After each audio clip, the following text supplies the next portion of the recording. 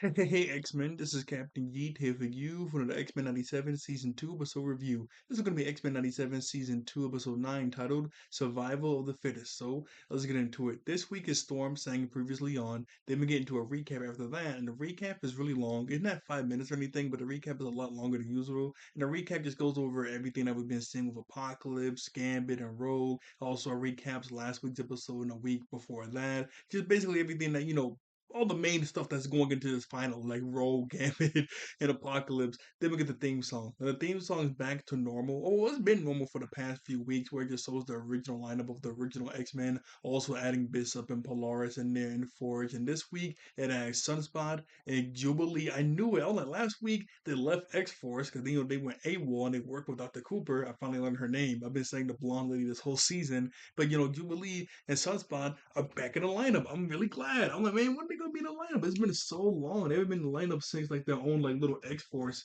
like episode in episode two, but they're finally back in the lineup. After the lineup, we go. Oh no, sorry. There is one more unique thing about this opening. At the very end of the theme song, we do see that instead of the X-Men fighting off against Magneto and his bad guys, it's Dr. Cooper and the X Factor fighting off against the X-Men and Professor X. I thought that was pretty cool. I thought that was really funny also. So then we go over to Cable working with X Factor. So he's basically telling them what we already knew, that Apocalypse is inside of Gambit's mind. They're both fighting for control, but eventually Apocalypse is going to win because, well, it's Apocalypse. There's no way Gambit can like hold out and beat Apocalypse in a mental game. They're stable right now, but Apocalypse is going to take over any moment now. So we need to hurry up, go find him at the not X Mansion, because they're not at the X Mansion, but they know where they are. They're in the new building on Ja, Jack Geranos. What's the build? What's the island called again? I forgot already. Nah, I forgot. I can't remember it. I'm sorry. It's on the tip of my tongue, but I can't remember it. But we have to hurry up and find Gambit and take him out.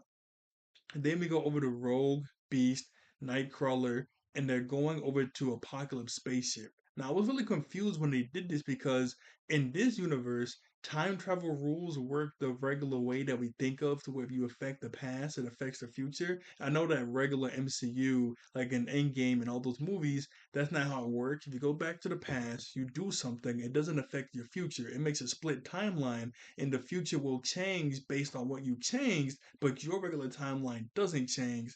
But in this universe, we know that does have a bishop. I mean, in the original series, we saw him go to the past all the time to change the future. So, yeah, that does happen in here.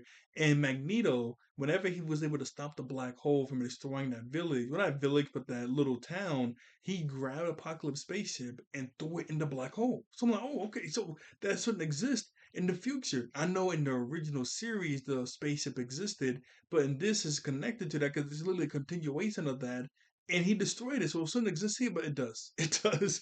Maybe I'm thinking too much into it. I don't know. Oh, Genosa. That's the. I just remembered. Sorry, I just remember what it was called, Genosa. But anyway, but back to what I was saying, Genosa. It just popped in my mind. Back to what I was saying. Maybe I'm thinking too much into it. Maybe I didn't really care about that fine little detail, but I was thinking about that a lot. So they're inside the spaceship, and Beast is able to reboot it with some technology that he has. This might be some technology from the past he brought to the future. I don't really know what this is, but he's able to reboot the spaceship so they're able to talk to it again. So they ask the spaceship, hey, how are we able to defeat Apocalypse? The spaceship does tell them that Apocalypse was made by an otherworldly godly force, the Celestial, and they made him for a specific reason. So you take Apocalypse out, they may be mad and come after you. They don't really care about that. It's Apocalypse. They want to take out Apocalypse. They're like, okay, I'm just warning you, just in case that other Celestials, get mad about what you're about to do. I warn you.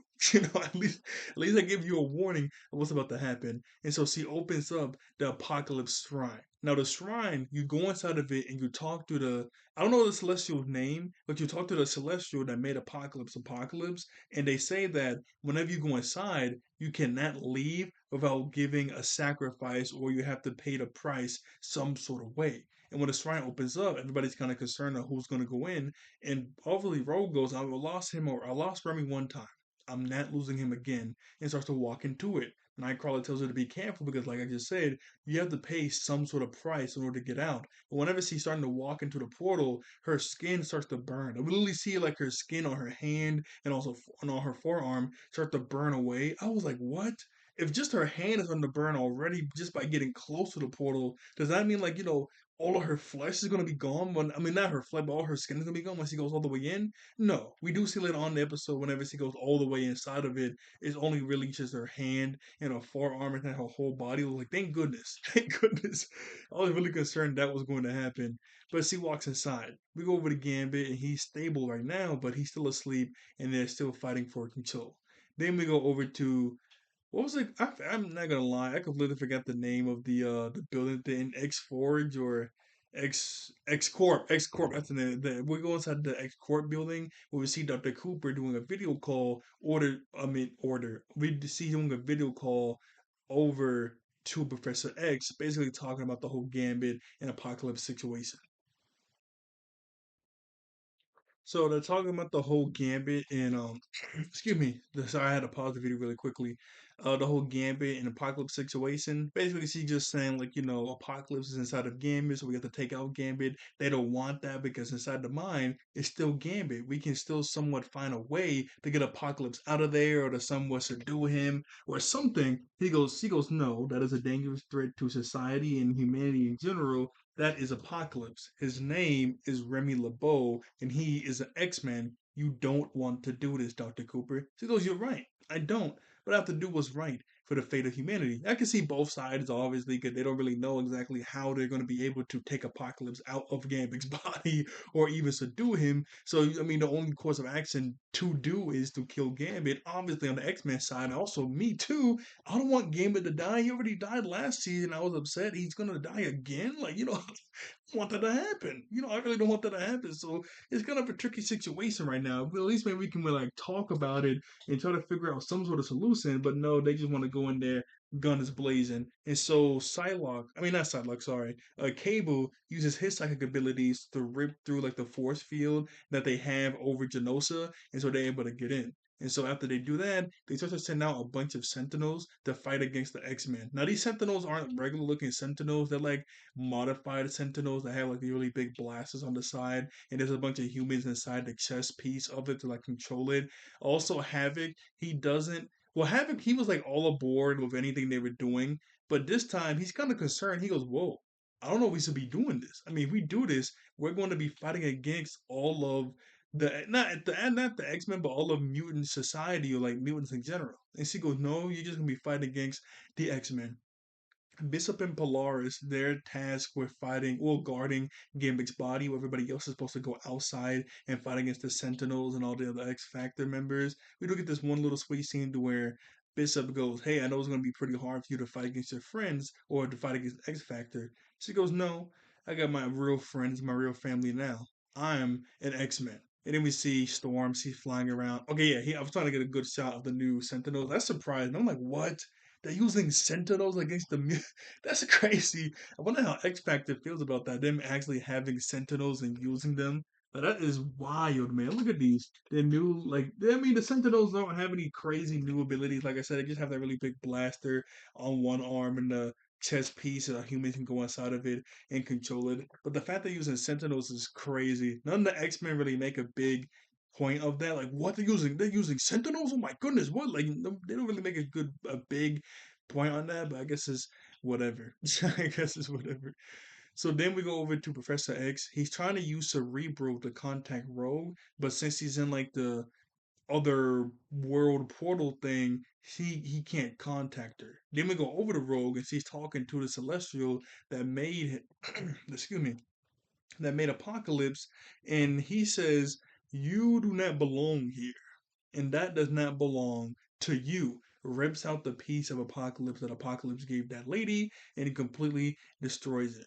Now, Rogue brings up about how I'm trying to save my man or save my lover, Gambit, and he was killed by the one that you made, Apocalypse. And the Celestial says that life can only ascend with the loss of other life.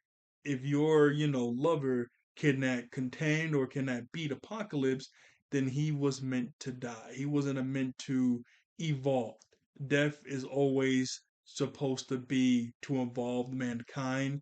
It's always supposed to be apocalypse. And I'm like, what? What's the reason? Because I don't understand his reasoning. I mean, he's trying to say that obviously, like I just said, in order for humans or humanity to evolve or to improve, you have to have death or apocalypse. And I guess he made apocalypse to fulfill the death quota to make humans evolve. Why does he want humans to evolve? I don't know. The way apocalypse is moving, humans don't really evolve. Cause we even see like hundreds and hundreds of years in the future, he just takes over everything. There's a resistance against them, but then that like evolved to where he did like they're like enlightened or something. You know, it's like they're not enlightened or anything. So what's the point of making apocalypse to make these people evolve or whatever? I don't get it. Anyway, after he says that, obviously Rogue is pretty mad and tries to punch him. She's not even able to get her fist near him. She like punches the air and she's getting blown back by an invisible force. And he goes, "You fight against the impossible." She goes, "Of course I do. That's what it means to love somebody." And once he's doing this, her skin starts to rip and tear even more than what it already was. And it's starting to go over to her face. I was getting so concerned. I was like, oh my goodness, please don't tell me like her whole like, body's gonna get ripped apart. He goes, "You would do anything to save this Remy." She goes, "Of course I would." "Then you should give up your life, his life for your life." And she goes, "Of course I will. I'll do anything." I was like, what? Ain't no way, because we just got Gambit dying last season into this season, with Apocalypse stuff, but he was still dead. Now we're about to get the whole Rogue dying. We have to go. We have to figure out some sort of way to bring her back next season. I'm like, my goodness gracious, what are we doing? I'm like, what are we doing? Now this doesn't get resolved by the end of the episode, but then we might have to resolve that by the end by next season. I don't know. I don't know what we're gonna do, but it's interesting. It's very very interesting what we're going to do. But let's continue the episode. So he brings out a death seed for her to consume. We don't see her consume it, but we do see her walk out of the shrine, and she's in this new form. They don't specifically give it a name, but I'm just gonna call it Celestial Rogue. So she has like the same type of power that Apocalypse have, but she looks completely different. Well, she looks basically the same. She just has like a shiny new form. We see all like the celestial marking and stuff like popping, like celestial markings are popping up around her body and disappearing. She has a brand new outfit. Like she looks regular because whenever Apocalypse turned into Apocalypse, remember his hair burned off. He got really bigger. Like he looked completely different in the way he normally does. Rogue looks the same. She just has like a little bit of a new look and new outfit. Anyway, Beast and Nightcrawler really surprised that she's alive.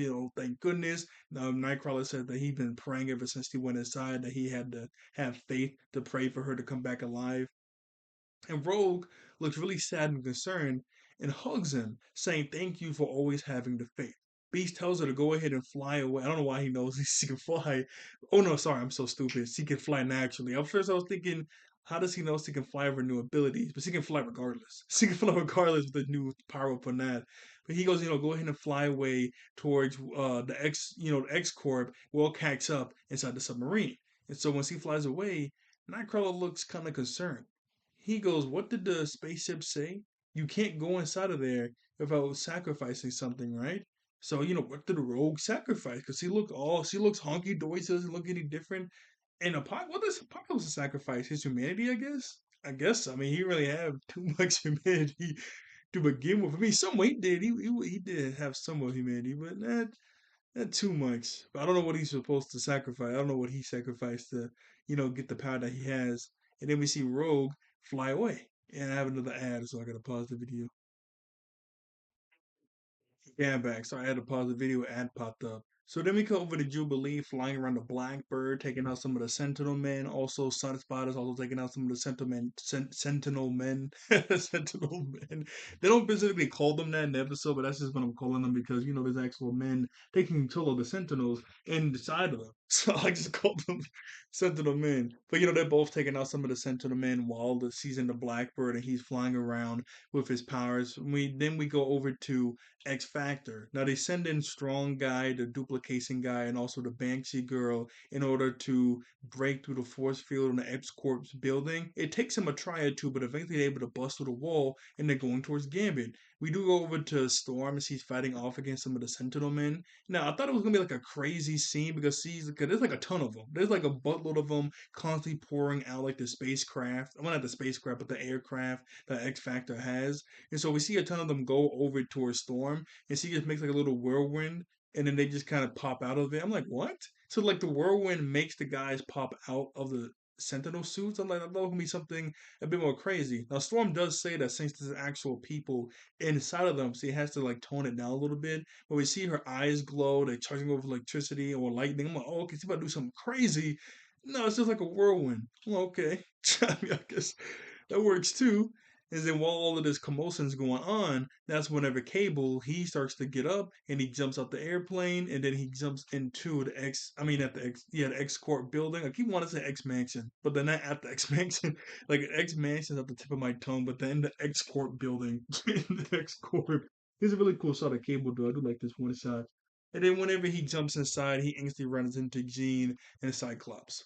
Now then after that, we go over to let me make sure I'm not no, yeah, he runs into Gina Cyclops. All they're trying to talk down, not talk down, but talk him down to not do this. You don't have to kill Gambit.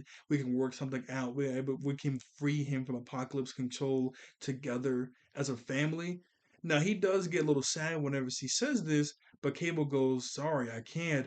I need to do this." And so they start to fight. Obviously, Jean and Cyclops are going all out. That's their son. They love their son.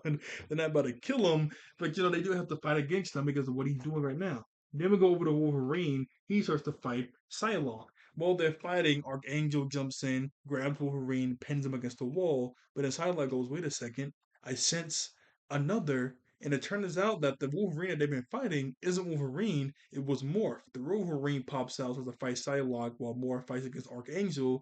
Morph turns into Doc Ock, grabs him, and slams to the side. I still don't understand how that works because whenever he turned into Deadpool, he created swords. Like, how do you create swords out of what?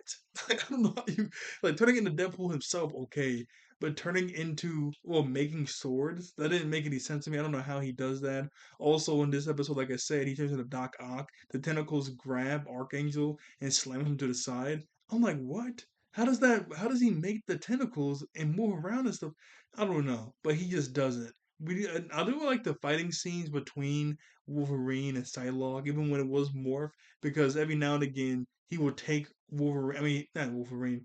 Wolverine would take Psylocke's sword and also use that against her in combat. Besides just using his blades, it does get to the point to where Psylocke's able to get on top of Wolverine's back and jam his head with the Psylocke blade, like scramble his mind.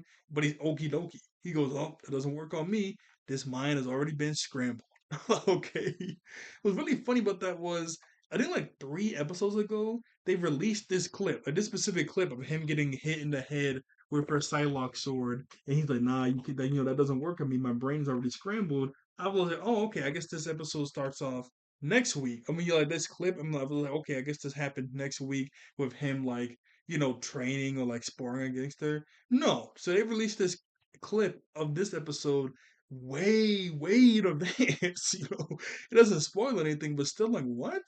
Okay, I guess. I guess it's whatever. We go over to Jubilee driving around with a Blackbird, and then we see Havoc driving around his own Blackbird that's red. Well, I guess a red bird, a red bird, and he's chasing her down, saying that she's too young for this, that she should know when to give it up. That's how you know that you're yeah, he goes, "Yeah, you're young and you think you know what you're doing, but real maturity and real age shows that when you know when to give it up." And he shoots 2 rockets at her. She's able to maneuver herself around in a Blackbird to dodge them, but then a third rocket comes out of nowhere and is tracking her. No matter what she does, it is on her tail. She can't get away from it. And so she puts the plane on autopilot, jumps out of the plane, throws a firework disc. Remember in the first season, whenever she saw her older self in the video game, she was able to make like a spinning disc over fireworks. She's able to do that here now too. If she did do it last season, I completely forget she was able to do that last season. But she makes a spinning disc and throws it at Havoc's plane. Now the missile tracks the disc instead of the plane, goes after Havoc. Havoc explodes both of the things with his powers, and then his plane, I don't know why his plane gets blown up because it breaks the windshield, but then he can't like pull up anymore. I don't know why. I guess it messes. I guess whenever he blasts the rocket in her power, it messes up the controls. So he has to like eject out with a parachute. He goes, huh? Not bad, Jubilee. Jubilee's able to jump back into the Blackbird and pilot it again. That was kind of cool. Like that, jumping out of it, doing her powers, jumping back into it. That was pretty dope. I do like that. But yeah, that's the spinning disc I was talking about. That's cool though. She's able to do that. I remember her older self too was also able to make her fireworks on her feet so she can skate around. I don't think she was able to fly. Yeah, I don't think she was able to fly in that episode, but she was at least able to skate around with her powers. So maybe she could upgrade to that too, which is pretty dope. Then we go over to X Factor attacking Polaris and Bishop while they're fighting each other. Somewhat of a stalemate until eventually the Duplication Man is able to pin down Polaris. I thought he was beating the brakes off her for a second. I was getting really concerned because he makes like 4 or 5 of himself, and then he jumps on top of Polaris and pins her down. I'm like, what? That's kind of crazy because this whole place is made out of metal. I'm like, do something with the metal. She doesn't even really do anything with the metal until later on in the fight after she gets unpinned. But the werewolf girl's able to pin down Bishop, and then also the duplication guy pins down Polaris. But then out of nowhere, we see a playing card land right next to Polaris. She makes a shield to protect herself, and it's Gambit. He goes, mon ami, it's been a while. What have I missed? And then he starts to help out in the fight. So his brain or his mind was able to take control of his body and beat out Apocalypse. But not for too long. Apocalypse is still in there. He's still in there and he's still fighting for control. But for right now, we got regular old Gambit back, which is good. I'm so happy we got regular old Gambit back for at least now, for at least right now. And in this fight, I mean, he was schooling these jokers. He was throwing playing cards. He took out the Banshee girl. He took out the Roy Wolf girl at the end of the fight. Duplication Man, he was like styling on him. I'm like, yo, this is going crazy. Now Polaris and Bishop does help out. Polaris is able to finally use her magnetism stuff that she, has. I don't know why she wasn't using it earlier. She really just using it to make like shields and stuff.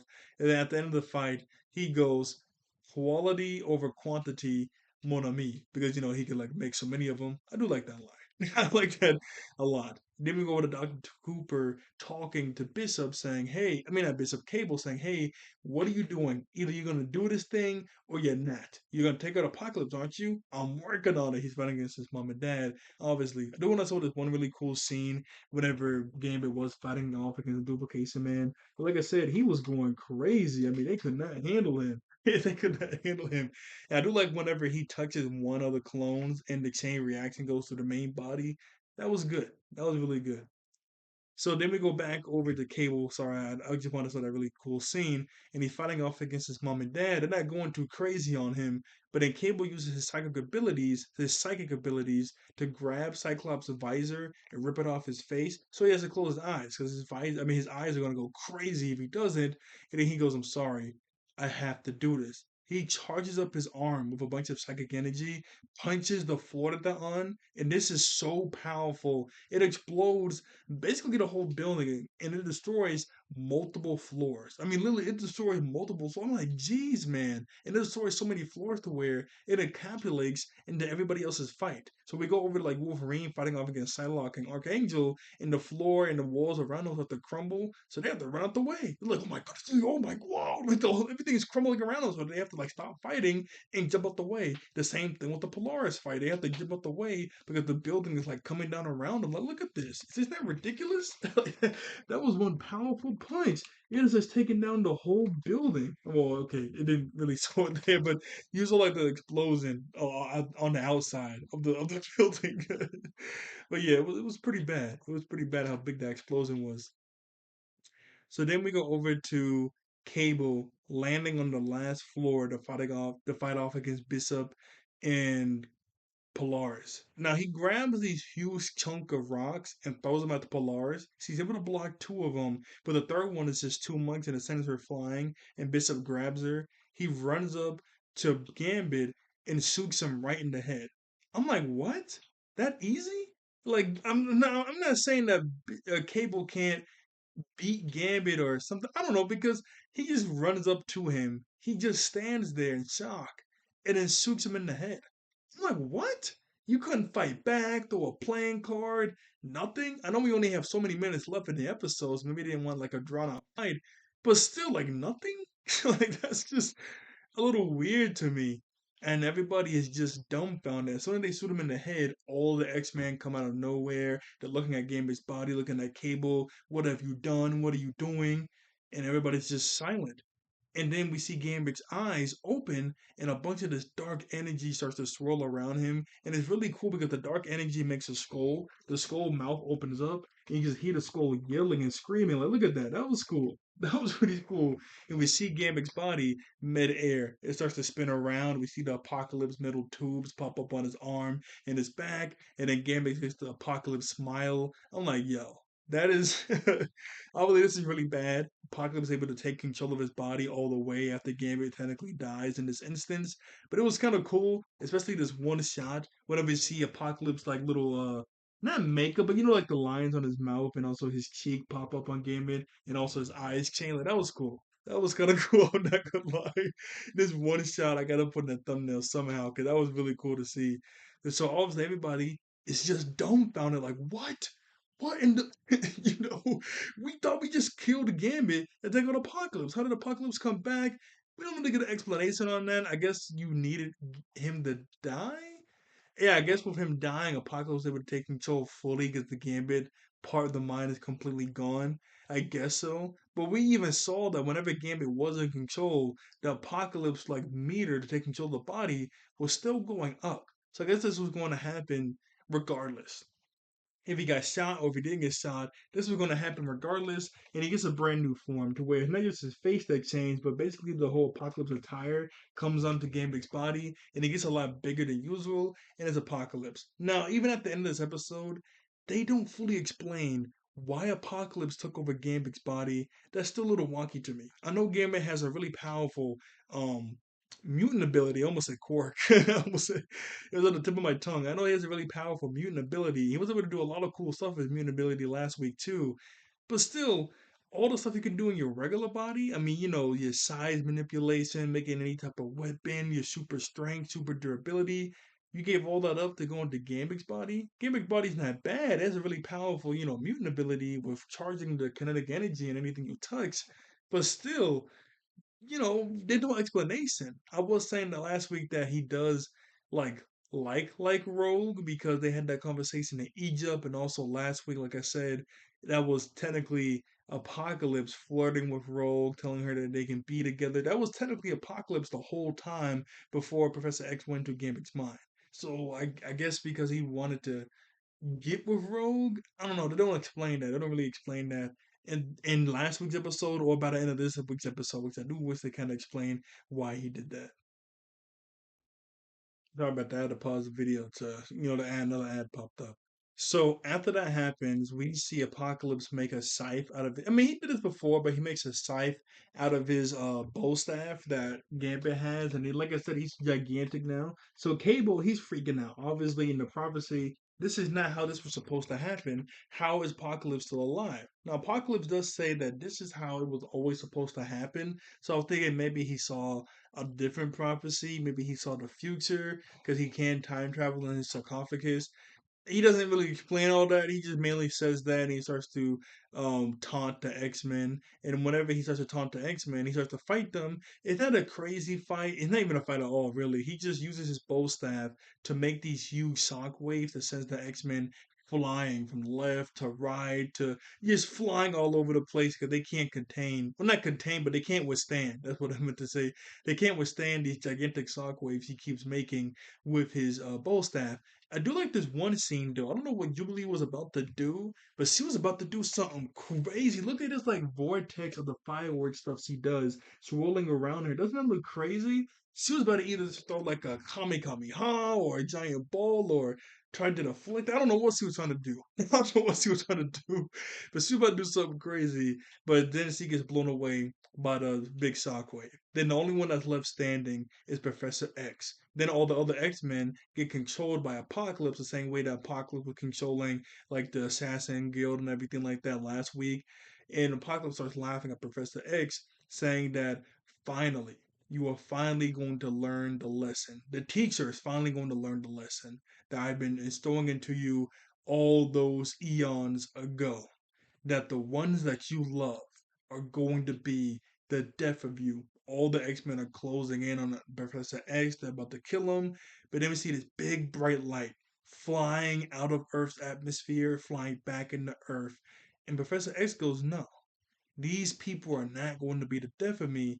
They are going to bring me joy and life. Basically, just basically going against what Apocalypse was saying, where they're going to be the death of him. They're not going to be the death of him. Basically, they're going to be the salvation of him. And then Rogue, she lands down. I was thinking that this whole time, like, where the heck is Rogue? Wasn't she supposed to bend fly over here? Like, where is she? I'm like really confused of what is going on.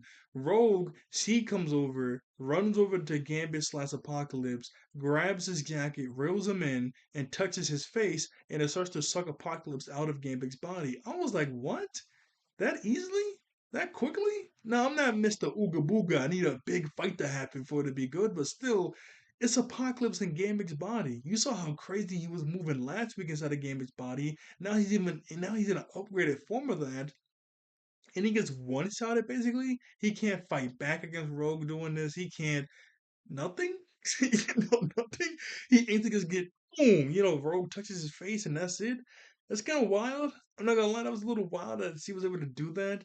But whenever she does that, she sucks Apocalypse all the way out of Gambit's body, and then we see almost a dark side. We see Apocalypse in like this weird energy form, and she's like clasping her hands more and more and more to contain him because he's like the energy's going crazy. She's trying to contain him more and more and more until eventually she's able to do it. And it turns Apocalypse into a little crystal ball. Remember that crystal ball that Gambit slash Apocalypse was holding last week? That was like the little piece of him. Well, I just saw it. Remember, yeah, the little piece of him that he gave to the Egyptian lady, he turns into that. He basically turns into that little crystal ball right here.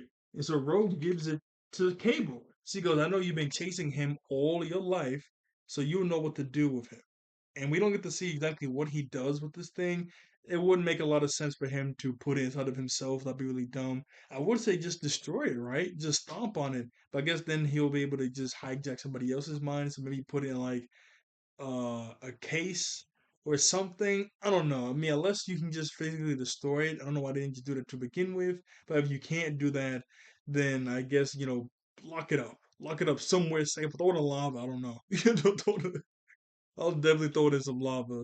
But she gives it the Cable. After that happens, Gambit, he's back to normal. He runs over to Rogue. They kiss each other. After they kiss, her like celestial power goes away, but then she looks really sad. And all this, he's like, "What's the matter, Monami? In order to gain this power, in order to beat Apocalypse, I had to sacrifice something. I had to sacrifice my own life." But then we see the blackbird that Beast had fly in, and he's by himself, and he's looking really sad. Everybody's like, what's going on? And Beast is holding a Bible. Then we go over to the little like otherworldly plane where you talk to the celestial, and Nightcrawler's in there. When this scene happened, I started on my chair. I said, "No way, no way they're doing this!" I was so upset. No way they're doing this. But Nightcrawler's in the otherworldly dimension talking to him, and he goes, "How dare you try to defy or try to negotiate out of what she already agreed to?" He goes, "I'm not trying to negotiate out what she said. I just want to put my life up for her life."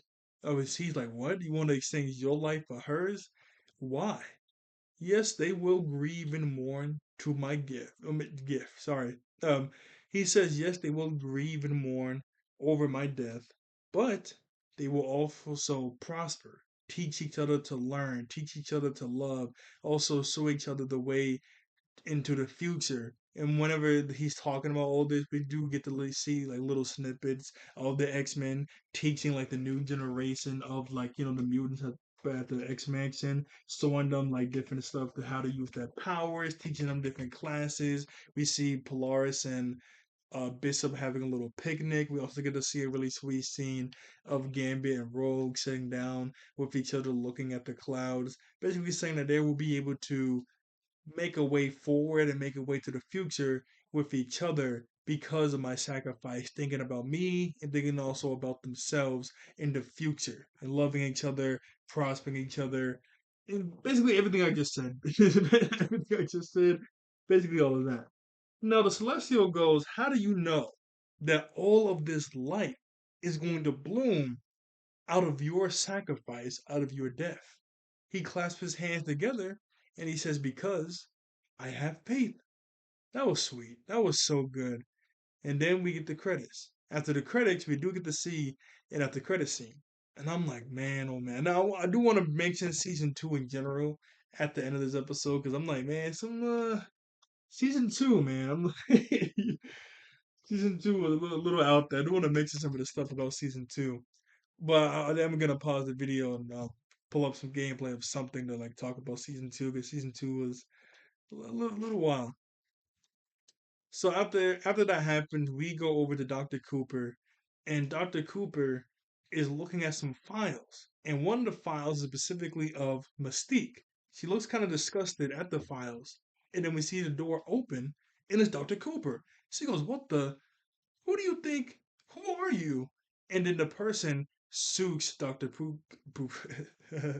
Dr. Cooper shoots Dr. Cooper, and it turns out that that was Mystique looking at her own file. She goes, "I was just looking through the files, and it says here that Mystique is gung ho on infiltrating the government." I'll say so. And then she shoots and kills Dr. Cooper. So I'm like, oh, okay. I know there was a bunch of theories that last season, also this season, the Dr. Cooper that we've been following is Mystique.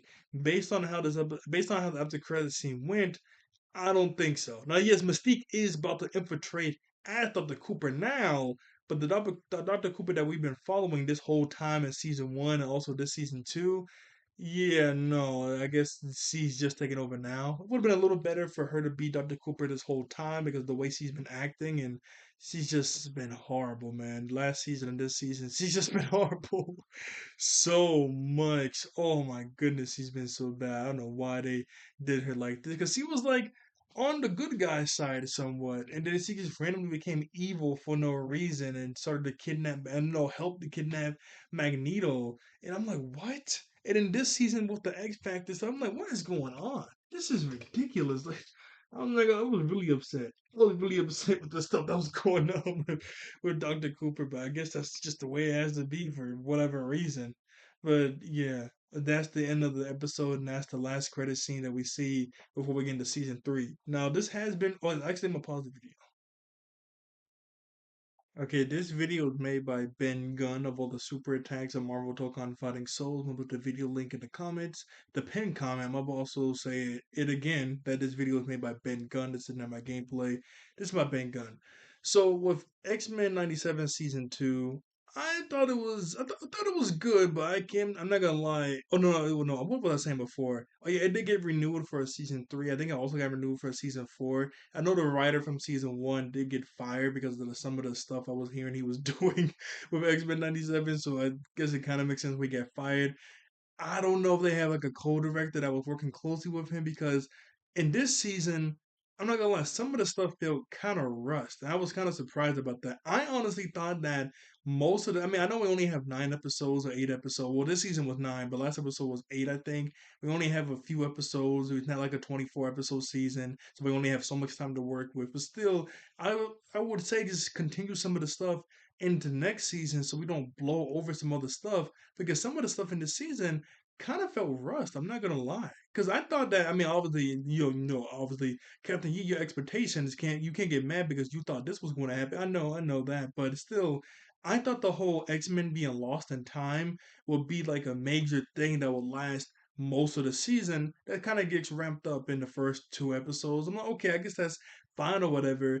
But then whenever they come back to, the main timeline, it's not a big deal. They're just back in the main timeline, fix their mansion, boom, bada boom. I'm like, what? The whole world isn't reacting to how crazy this is? Because literally in like one of the first few episodes, we see some kids trying to go back to the X Mansion. So it should be a really big deal that the X Men are back. Jubilee should be going crazy that the X Men are finally back. We don't get that. Just hey guys, like what? Now I know that you just want these little reactions. I mean, kinda yeah, but at the same time, we're not gonna get like specific things. You get what I'm saying? Like what? We're not gonna get like character moments. I mean, not character moments, but I thought that should have been a big deal. I thought Wolverine getting his claws back should have been a really big deal too, because one of the X Men be really surprised about that. He kind of shows them off. They look at him. Okay, whatever. Danger just came and went really quickly. Magneto's kind of ridiculous in Egypt, but he just died. I mean, I know they made a big plot point with the next episode with Danger and everything, but still, I'm like, what? That is kind of what? It's just really surprised me with some of the stuff that they were doing this season. And the Gambit stuff was barely in the season. I thought it would have been a really bigger plot point. I assumed that with the X-Men lost in time, Jubilee and her little group that she was going to make, I didn't know she was going to join Cable, but I thought she was going to make her own little group. And I thought they were going to have to fight against Gambit. Like, I kept picturing a scene in my head of Gambit randomly finding her and saying, "Hey, Petite," and her like freaking out. I thought that would be like a bigger deal or something. Apocalypse taking over Gambit's body and getting beaten that easily. Remember that the Egypt lady getting beaten that easily last week? She got one shotted. Basically, Apocalypse got one shotted here too. And they never explained why. Like, why did he take over Gambit's body for no reason? Like I said before, maybe because he liked Rogue and was trying to get with her. Maybe, but they don't explain that. They don't really explain that or even say that. I did like last season's final episode a lot more than this one because we just get a cliffhanger with Mystique. Not saying Mystique's a bad character, but last season was a lot more crazier. This one is okay. I mean, I don't know what they can really follow up on next season. I guess I might make a theory video on what could happen in season three, but still, it's like I don't know. I don't really know what they're gonna do, but hopefully next season isn't too fast paced. What would really help some of the things not be so fast paced, we can take some time on certain plot points. Is more episodes. I know that these episodes are like 30 to 40 minutes. Well, no. This episode was all the episodes this week. Well, not this week. This season, sorry, were like what 30 or so minutes, maybe like close to 40, somewhat. I mean, look, if you gotta take more time to make more episodes, that's fine. Let some things on rust because some of the things we just kind of flew by, and I'm not gonna lie, that one episode was Psylocke. I mean, well, no, what's her name? It's not Psylocke, Psychic or Polaris. Polaris. It did kind of seem like they were hyping her up because after doing one attack, Cyclops was like, "Oh no, they know all our moves." Like what? And then they were like, "Oh, we need someone to do like a huge amount of energy. Nobody can do that. Cyclops can't do that. Jean can't do that." I saw a lot of people complaining about the whole Jean is getting really weakened this season. I completely forgot she threw a whole building last season. She couldn't grab the plane last episode. At first, I was thinking maybe she could be able to grab the plane, but then she was struggling a lot. So I'm like, I guess she can't grab a plane. In my mind, I thought she could, but I guess she can't.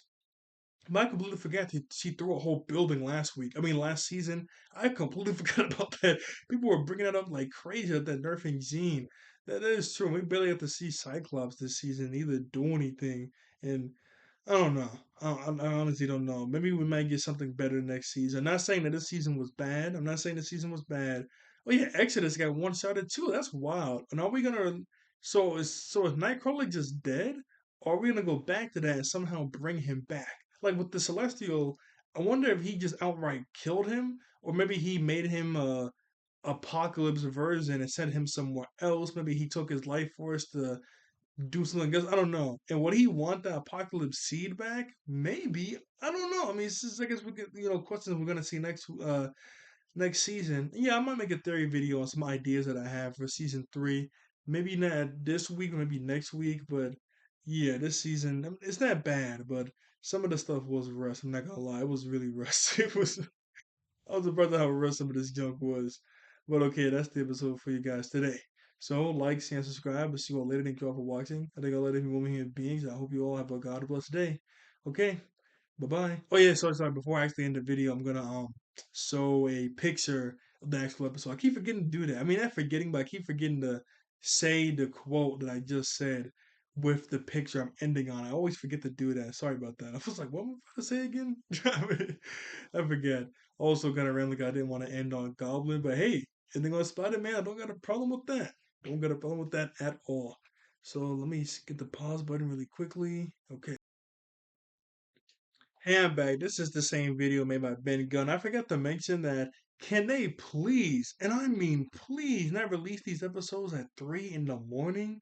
My goodness, I remember people were complaining about that last. I remember almost every Marvel TV show series started at 3 in the morning, and then they changed it because people were complaining. So I think it was either Falcon and Winter Soldier or not WandaVision. Maybe it was WandaVision or maybe Moon Knight was 3 in the morning. I do remember that. Maybe it was some Marvel TV show, maybe She-Hulk, something. No, She-Hulk was 3 in the morning too.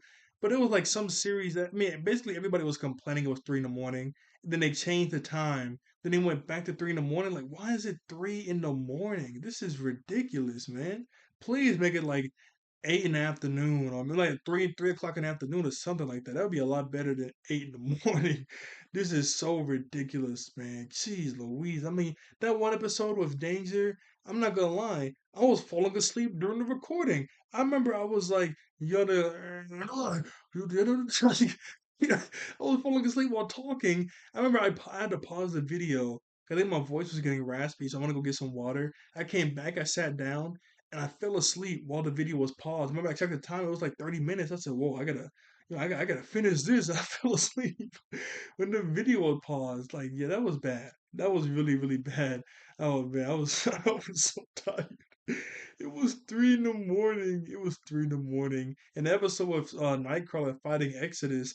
I remember I forgot. I mean, I was so tired. I completely forgot X-Men was even coming out. And this season, like I said, last season final episode was a lot better. I'm not gonna lie.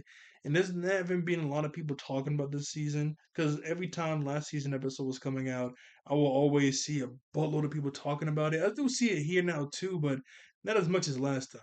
Definitely not as much as last time. I found this one Twitter dude that makes some funny memes based off each episode.